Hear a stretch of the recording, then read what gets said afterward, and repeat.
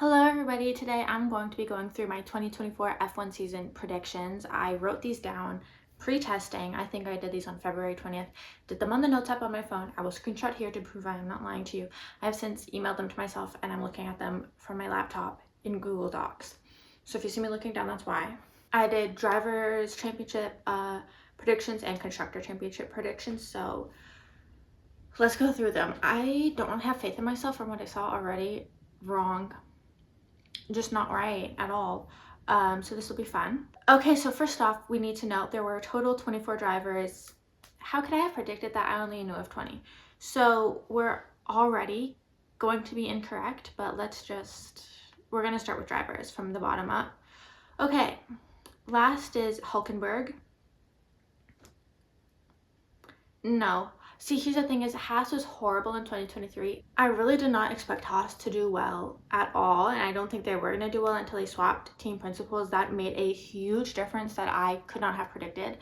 I am happily surprised with how Haas did this season. I think both of their drivers did very well. I think, naturally it's time for Kevin Magnussen to go. We'll get to him. He's just, he's been in the series a while. He has kids. I've put Hulkenberg below K-Mag. Let's see where they ended up. Hulkenberg was P11. Kevin Magnussen was 15th, so I got that wrong. Kevin Magnussen had a better 2023, maybe not points-wise, but I mean, he had that pole position in Brazil. That was enough to wow me. And P18, I have Valtteri, and we'll do P17 at the same time. I have Zhou Guanyu.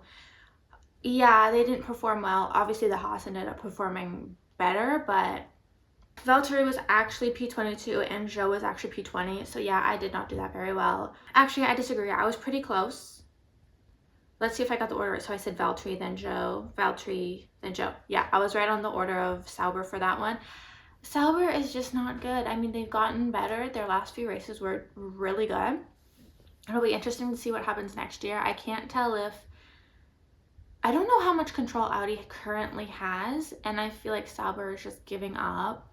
Because why do you care? If you're losing control, why do you care? So I was 4 positions off for Valtteri. I stand by that because if there weren't 4 new drivers, he would have been P18. Okay, so I'm sticking with that. Zhou, I was off by 3, so I was actually off by 1. I was close enough. P16, I have Logan Sargent. He actually finished P23. Yeah. I mean, I don't really have anything to say about that. That was did not work out, obviously, and I was off. That does mean though I predicted Alex Albon ahead of Logan Sargent, and that was correct. So I'm happy with that teammate pairing conclusion I made.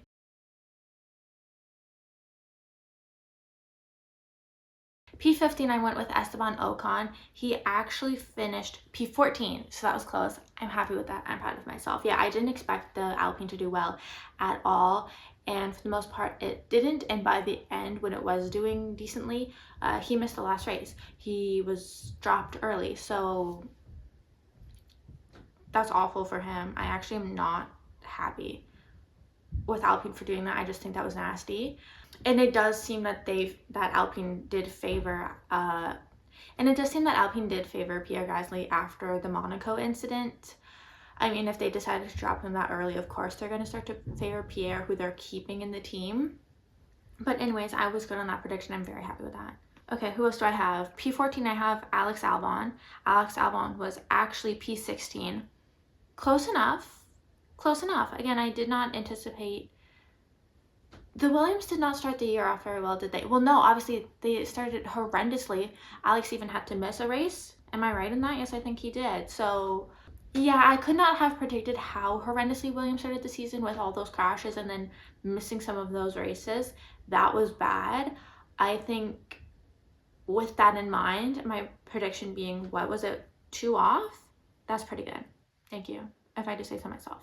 Okay, P13, I have Yuki. Yuki was actually P12. Okay, I was not that bad at this. I was really not that bad at this. Well, we'll see what happens. I think we're about to get into an order of me not being correct at all, I believe. So yeah, I'm happy with that. Do you know, we don't give Yuki enough credit for all the change. I know F1, the cars are separate. They basically have different crews. It doesn't impact him that much having changing drivers in the other car. But I think to like be dealing with all that change and still being a very consistent driver, I'm not saying he's the best driver, I'm not saying the worst driver, but he's very consistent. You can predict what he's going to give you, even if some of that is a little bit of an unpredictability. But like, I don't think that's a fair argument. It seems that Red Bull likes the unpredictability and the passion and aggression, you could say, and it's not right that Yuki gets that's used against Yuki, but that is what is maybe promoting Logan to Red Bull. Not fair. I do think Yuki is a bit of an underrated driver, especially when we add in all the change he's been through and his stability through all of that. At P12, I had Pierre. Pierre was actually P10. So again, I'm really not that far off. That's only 2 off. And again, I didn't predict. Even mid-season, if you asked me where would Alpine be, I would have probably predicted that Pierre would have ended up lower because Alpine was such a mess in the mid-season, not even just in terms of the car, but the entire team. I'm still not unconvinced that they're not ramping up to sell at some point. I do think them giving up their engine, well, it could be used against them to sell, but it could also just be used to promote them. I don't know, like if obviously they can't build a good engine, so they should just give up trying. It doesn't make Alpine or Renault look good, so just give up on it. That's fair. But also, if the point of F1 is to promote your car business, you should promote your car business. But if your engine is so bad it makes your car business look bad, why are you in it? But then again, like Aston Martin doesn't make their own engine yet. Alfa Romeo didn't make their own engine. Interesting conversation to have. We can talk about that separately at some point, but yeah, happy for Pierre. I do support Pierre. I think I'm happy for Pierre and Alex Albon too, that they've been able to have careers outside of Red Bull. It's been that was Pierre's second year outside of Red Bull. Yeah, that's good. That's stable. He's gonna have his 3rd year. P11, let's see. I have Daniel Ricciardo. Well, no, he ended up P17. Yeah, Daniel did not do what I thought he would do. That's another one of those things where you're just like, damn, like, there is a conversation to be had about like, why do people think that drivers need to have a grand exit? Why do they need to have a proper goodbye? Like, that's not what the sport has been or necessarily should be. But it is shitty to be brought back and then just dropped and given seemingly no. Well, there was a warning, but there again, like it was a warning. It wasn't a definitive. That kind of sucks. But he obviously, again, like if I predicted him P11 and he was P17, he obviously didn't perform. Granted, he didn't get to finish out the season, so who knows what would have happened. But it just wasn't going where it needed to go. Obviously, Red Bull, the only reason he was there was to see if he could be in the Red Bull seat, and obviously Red Bull decided that was a no. So yeah, I got that one just not correct. Okay, P10. I predicted Lance Stroll P10. That was not correct. Where was Lance Stroll? P13. Yeah, Lance was just kind of nowhere this season. So was Aston Martin, so you can't really blame Lance for that. Again, like he's consistent for what he is. He's very middle of the road, and I don't really have much else to say about that. Okay, P9, I predicted Sergio Perez. Oh my god, I actually was not that far off. Sergio was P8. Yeah, he didn't have a great 2023. There was no reason to believe he would have a good 2024, and he simply didn't. He started off decently because the Red Bull was still decent, and as the Red Bull fell off, it was just the gap between him and Max was always apparent, but like very clear. Again, like another just crabby situation for him. You give him a contract so early on in the season to apparently give him a confidence boost, and then you keep saying, oh, but he could be dropped at any moment. Like, that's not a confidence boost. And I also think, I don't know, the pressure can sometimes be a good thing, but not when it's imminent pressure. Everybody knows they're always driving for their seat and they're always driving for the contract, but when it's a threat that you could allegedly be dropped at any moment, like, that's not going to help you. I don't know where I see the future for Sergio. I think he kind of should just be done. I don't think an Indy move is necessarily right for him.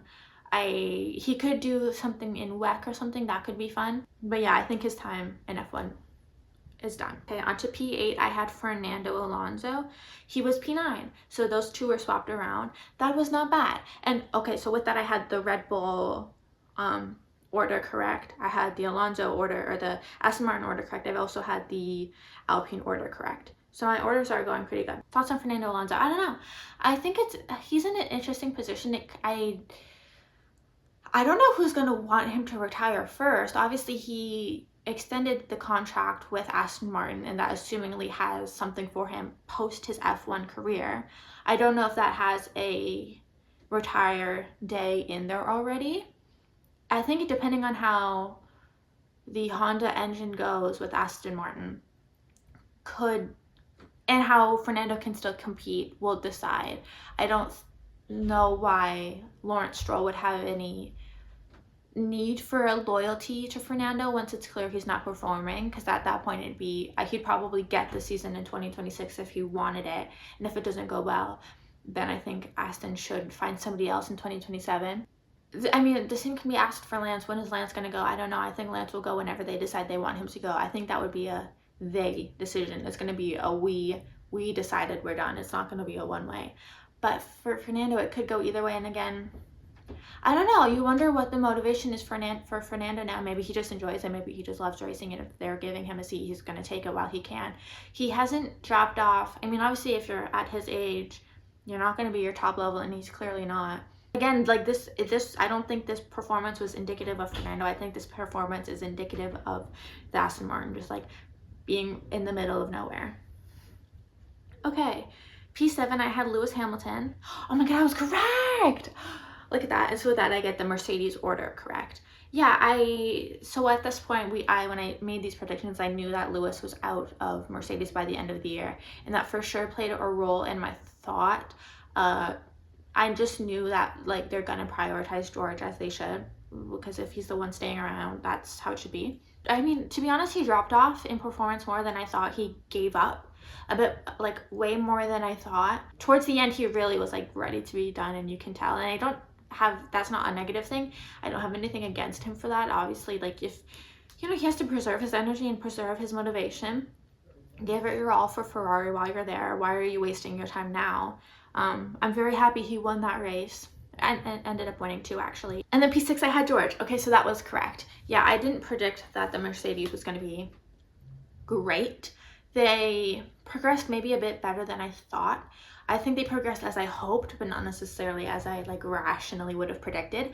So I'm very happy with that. It'll be interesting to see where everybody lines up, because it's not just how is Mercedes going to do next year, it's how's everybody going to do next year. They had a really solid middle chunk of the season, those few races in Europe. George was good in Canada too, if I'm remembering correctly. So yeah, still middle of the season, a very good run there.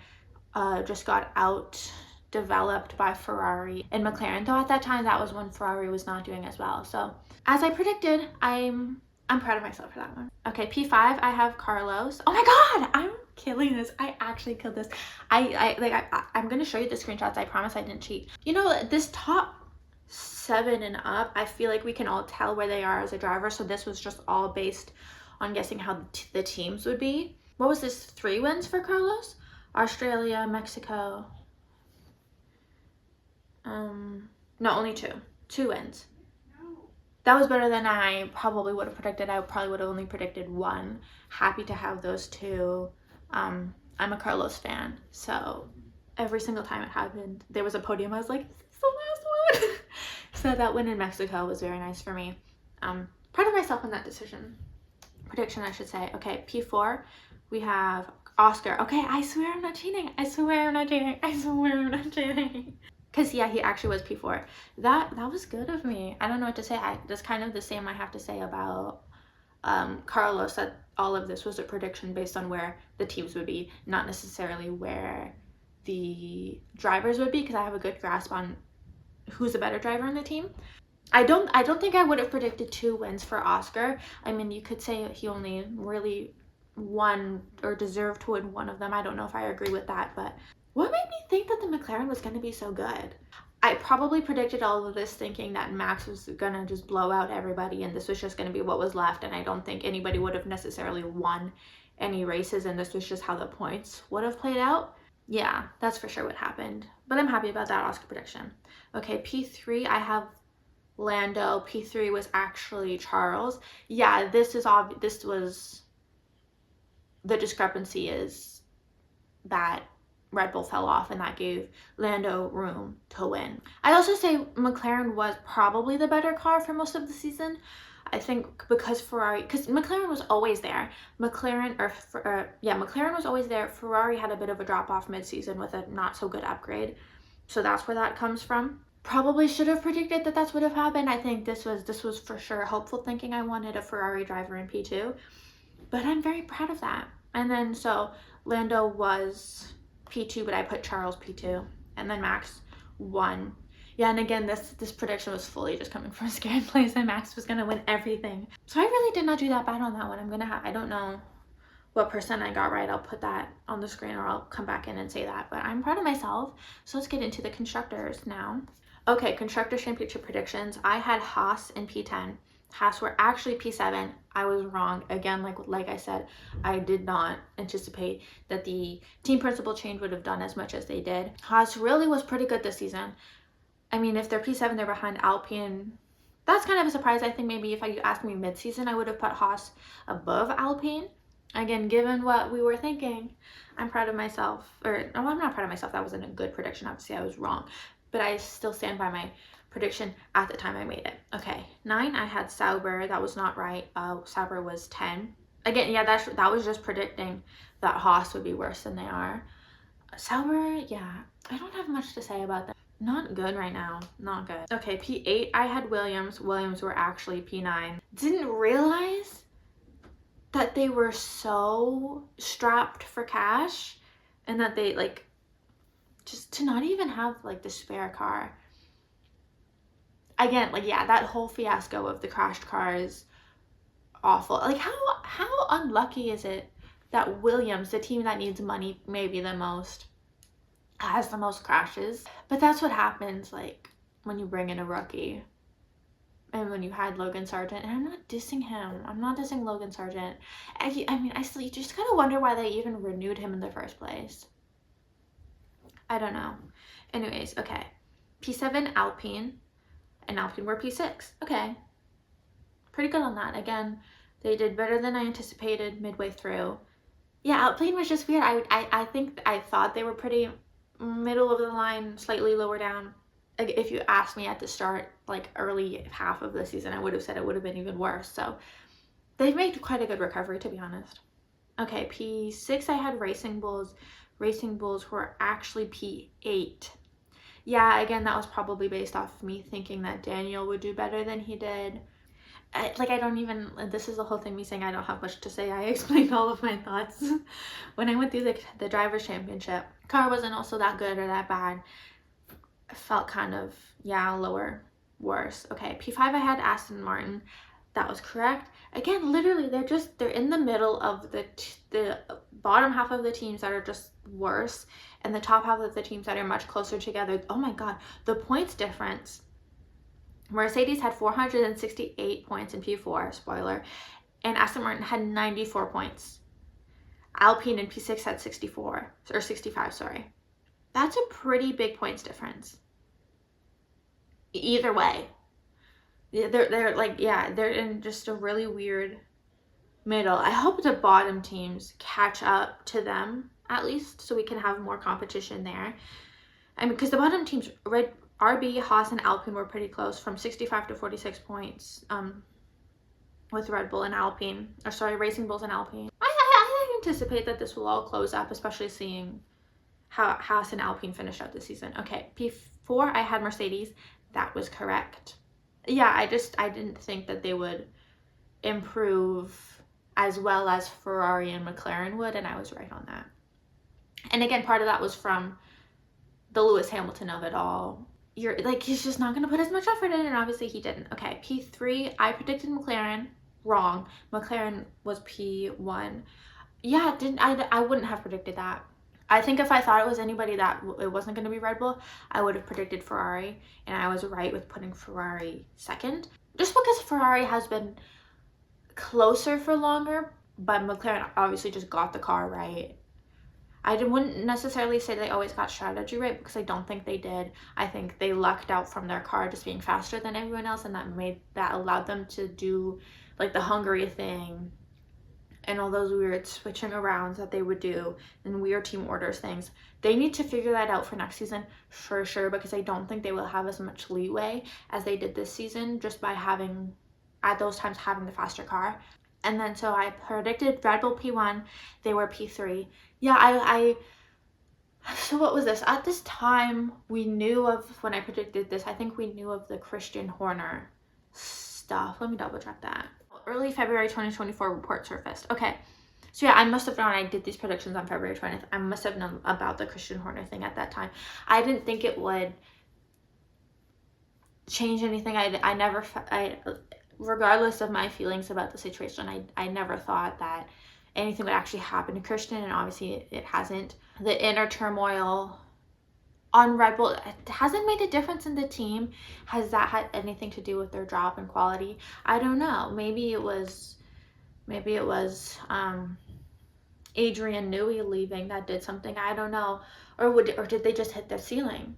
Well, no, actually, if I remember correct, no, I remember now.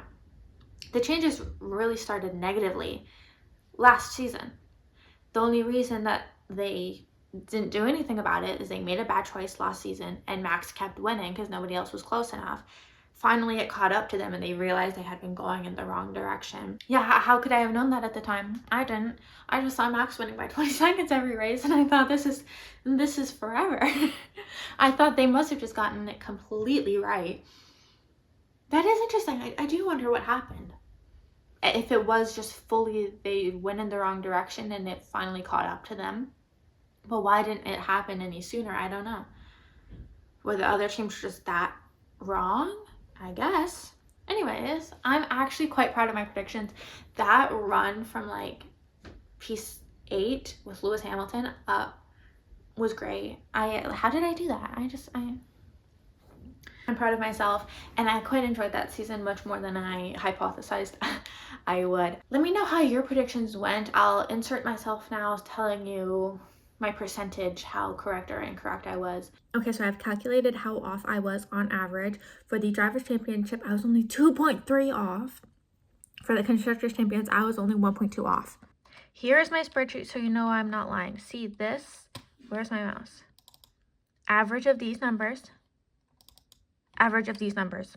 I absolutely killed it. I will not be taking any criticism at this moment.